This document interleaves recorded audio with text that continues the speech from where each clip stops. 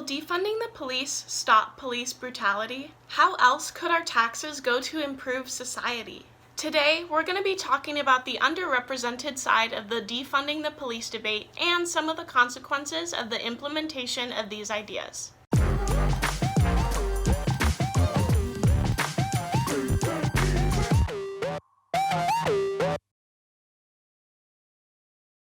Hey friends, welcome back to another episode of Called and Unqualified, a Create, Worship, Inspire video series. So my name is Brenna, and I'm certainly not qualified to be a politician, economic expert, or even an expert on ethnic identity and discrimination. However, I do live in a state where I can participate in politics, pay taxes, and I've lived in a diverse community for as long as I can remember. I, like yourself, am deeply saddened by injustice and brutality, even extending beyond racism and law enforcement. Brokenness is heartbreaking, and like you, I want equality and safety for all people. So this video is not to play devil's advocate or make excuses for injustice or inequality, but instead the purpose of this video is to offer alternative perspectives to proposed courses of action. So I'm already expecting that a few viewers that watch this video are going to want to present their opposing views, and I just ask that if you do, please watch all of what I have to say, because you may find that you and I believe a lot of the same things. I'm just saying them in different words. I don't think individuals, especially extremists, should be used to represent groups as a whole, especially when we're talking about ethnicity and job occupation. I don't believe that all law enforcement officers are bad or racist, but in saying this, I also don't want to excuse that there are some officers that don't have good character and don't have our best interests in mind. This is a result of brokenness that may be outside of their control, but that is not an excuse for their bad behavior and injustice. So a very large conversation has been taking place about defunding the police, and so I wanted to give you an alternate perspective from a California resident. So first, I just wanted to tell you that the way that we spend our money reflects our values and our importance, and this is true for individuals, families, communities, and nations. So first, I wanted to familiarize you with my understanding of the defunding the police debate, especially what's been taking place in California. So some people have said that we spend way too much funding on our law enforcement, especially in a state such as California. And this money, parts of it, would be better placed in areas such as healthcare, welfare, substance abuse rehabilitation, mental health, and education. So I don't want anybody to go without these things just as much as you do, but what I'm saying is maybe there's a better approach than an excess of money for these areas, much like people are expressing their concerns with law enforcement. So people are also arguing that the police gets themselves involved in areas where they really shouldn't, such as a mental health emergency, and instead a therapist should go in their place. But in order for something to be labeled as a mental health emergency, that means that the individual has to be a threat to themselves or others, and this is against the law. And we make the laws as the people, so just simply changing the definition of a crime isn't going to make it any less of a threat to society or human life. Because mental health professionals are also not trained to handle all kinds of emergencies when it comes to their own safety. They are simply there to just meet the individual's needs. And so law enforcement, their job is to make sure that everybody in this situation stays safe. So sure, send in a mental health professional, but also this would increase accountability if more than one professional goes in. But one person needs to have the job description of protecting the safety of everyone involved. And I'm not saying that this is going to fix all of the problems because all of our systems are broken. We can all agree on that. So now, hypothetically, let's consider what would happen if we took some of our funding that we give to law enforcement and put it into 5 different categories: healthcare, welfare, substance abuse rehab, mental health, and education. So healthcare is important because health is important. If we put more money into healthcare and everybody has access, wouldn't that mean society has better health? Maybe not, because pouring funding into the healthcare industry is going to decrease the cost for each individual, but this also decreases competition between professionals to offer the best services and care. For example, take Canada, who has universal health care for all of their people. So this means that everybody is provided for, right? except for medical malpractice, is much more frequent in Canada than it is in the United States. For example, there was a healthcare case in Canada where an infant was harmed during a cesarean section operation during birth. And this was not a huge deal for medical malpractice in Canada because it kind of happens more frequently than it does here. I'm not saying that United States healthcare is perfect, but I'm also saying that it's much less likely that this would have happened in the United States because doctors have a higher incentive to be careful to keep their career and not lose their job. So if the United States had universalized healthcare, this means that we as the individuals would have less control over who we choose to give us treatment, but also doctors would have less of a motivation to do their job well because they wouldn't be at a loss for patients. If everybody's already going to get paid for doing the same job, why work harder or take more time than you need to do the job well if you're going to be paid the same anyway? Because the employer for these professionals, the government, isn't the one that's getting the treatment. Okay, but if we poured into welfare, people would be able to afford their own health care anyways, right? So I live in California, and my state is home to 49% of the nation's homeless population because we spend a lot of our state budget on welfare. So there's a push to spend more on our homeless population because these people are suffering, and this is really heartbreaking. But consider this for a moment. The more comfortable we make the state of homelessness, the less incentive there is for personal responsibility. When a needy individual is given something for free that they don't do anything to receive, why would they work harder when they're already getting that thing for free? And of course, this was never the intention with welfare, but this is just how it happens here. There's a genuine need, but this system has been exploited heavily. Instead, this money should be better put towards organizations that are providing for people long term so they can work and develop skills and take pride in the things that they're earning for themselves. And I'm not trying to generalize a whole group of people just based off of economic status. I'm just trying to tell you that people in general, if we receive things for free for too long, then we become lazy. I actually think that it would be really offensive if I was in that situation and society looked at me and determined that there were no tools that I could be given to provide for myself again. But also, this funding comes from families that are living paycheck to paycheck and can't afford it. Even if it's taken out of our existing state budget, continuing to do this with people's taxes is going to cause more homelessness. And as a result, this is an increased need for more welfare. And so can you see the domino effect? And the more money that we spend on welfare, we are raising the level and standard of living for homelessness. And so this is going to be very tempting for people that are barely just making it by to just quit their jobs and live off of welfare.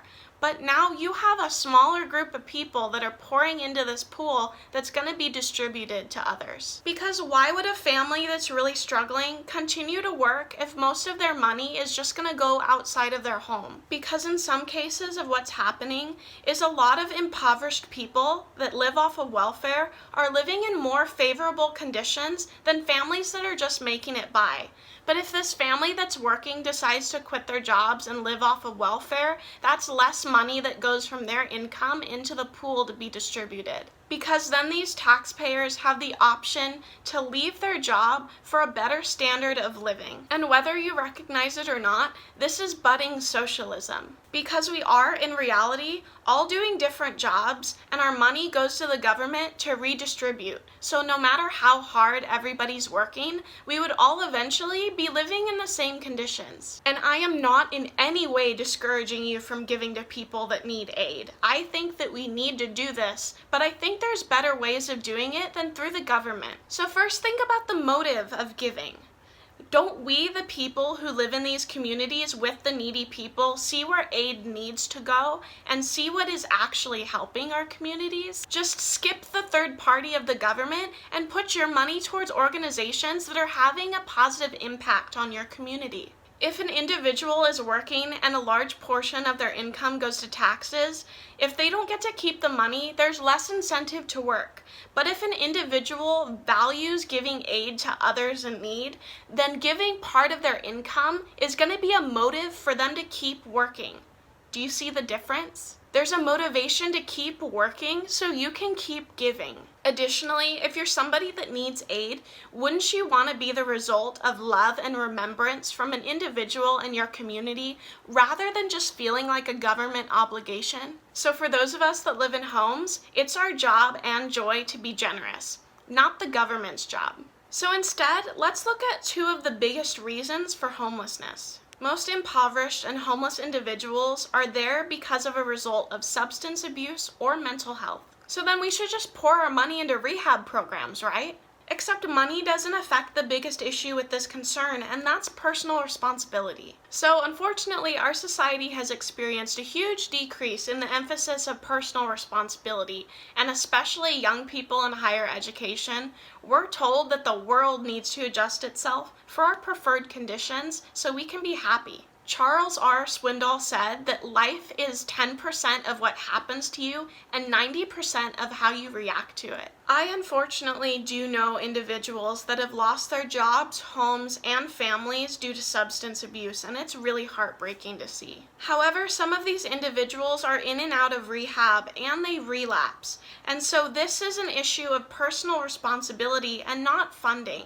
The tools are available for everyone, but the individual needs to be the one that makes the choice to go in and stay sober. No amount of government funding can make addiction's grasp on human life any less destructive. I don't know if you know this, but in order to go into an organization such as Alcohol Anonymous, you need to bring yourself in. You need to make the choice to go to rehab. Nobody else can bring you. You have to be there out of your own free will. So yes, we need funding for these programs, but they're already available, so they don't need more funding. Money isn't what will fix the problem. It's putting another emphasis on personal responsibility that has decreased in our society. So now let's look at mental health, because a lot of addiction comes as a result of mental illness. Except for this also kind of falls into healthcare. So similarly to rehab and healthcare, this isn't a problem of funding because it's already available. It just needs to be the individual's choice to go. I think that more people need to put themselves in counseling because it is so beneficial. We have the tools and access to the tools for better mental health. Everyone does. But similarly to the rehab programs, pouring in your tax dollars isn't going to force people to go because it needs to be their personal responsibility. But you could take control of someone and force them to go into treatment, but that would be an arrest, and that would be law enforcement's job. But any capture of an independent human being that lives in society, that would be a threat to their freedom, only if they haven't broken the law yet. And then we come to education, where even from an elementary level, we are taught to say no to drugs and that our mental health is important.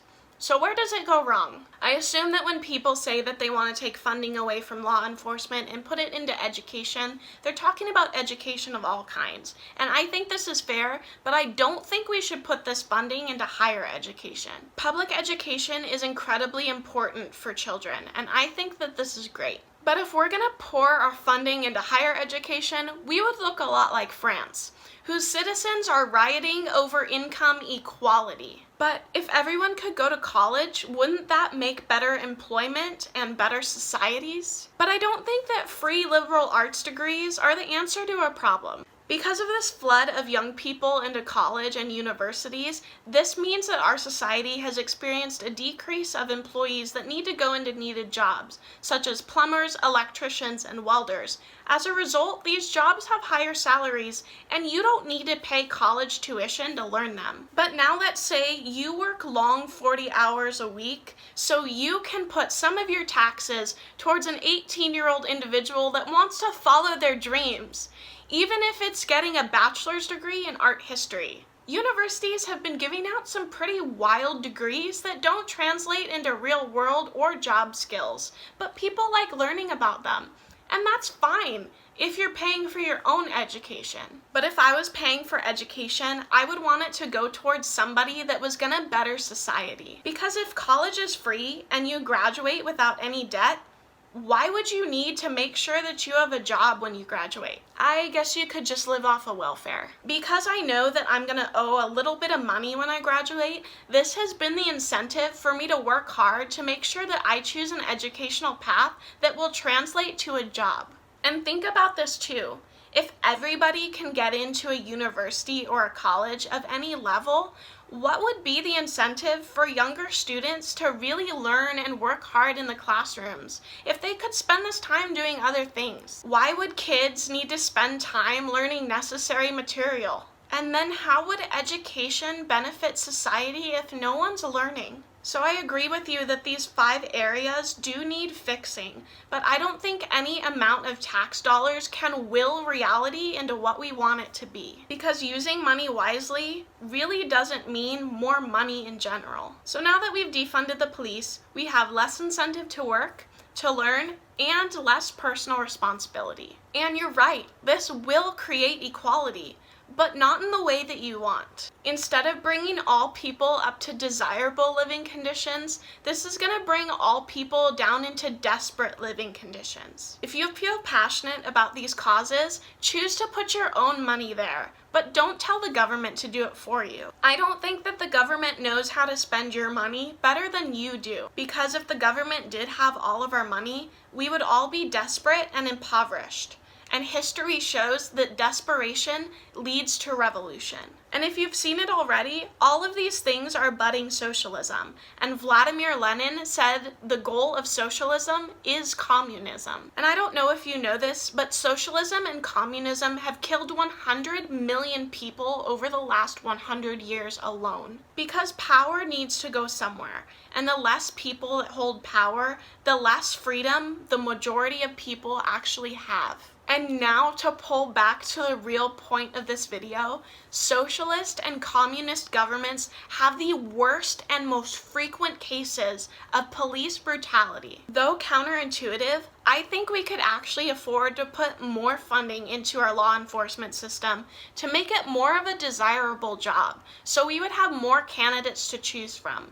Also, if we want to train our law enforcement officers more and more frequently, this is going to require more funding. But wait, I just said that pouring more funding into the previous 5 categories wouldn't fix them. So how is law enforcement any different? It's because that safety and protection are public goods, and the minute that you make housing, food, and healthcare and education of higher education a public good, that is socialism. And socialism takes away our freedom, and the less freedom that we have, the more police brutality that we have. Because remember, our money shows what we value, and I value my freedom. So now you may be really upset. How are we supposed to create equal opportunity and justice when everything is so broken and looks like it can't be fixed? But don't be discouraged, because there's hope and reasons for joy. And like I've said before, I'm not a political science or economic expert, so I don't know how to fix our government, but I do know where to find hope. We need to stop looking around for equality and start looking up for equality. And if you want to learn more about that, go check out the You Matter video, linked right over here. And though it looks dark, we just need to keep loving and serving each other no matter what, because it won't be like this forever. Okay guys, thank you so much for watching. I hope you all continue to stay healthy and safe. Please comment down below with your thoughts and responses to this video just to keep the conversation going. Also, please be sure to leave any suggestions that you have for future videos and follow Create Worship Inspire on Instagram. See you next time! Okay, so I just want to remind you guys that this episode and this channel are sponsored by successatdaytrading.com. Go check them out. Looking for a quick, flexible way to supplement or replace income? Even if you're just starting out or looking to improve your day trading skills, successatdaytrading.com offers education, coaching, and software to help you reach your financial goals. No prior experience is required and no need to risk your own money. We'll train you to trade our money. Visit successatdaytrading.com.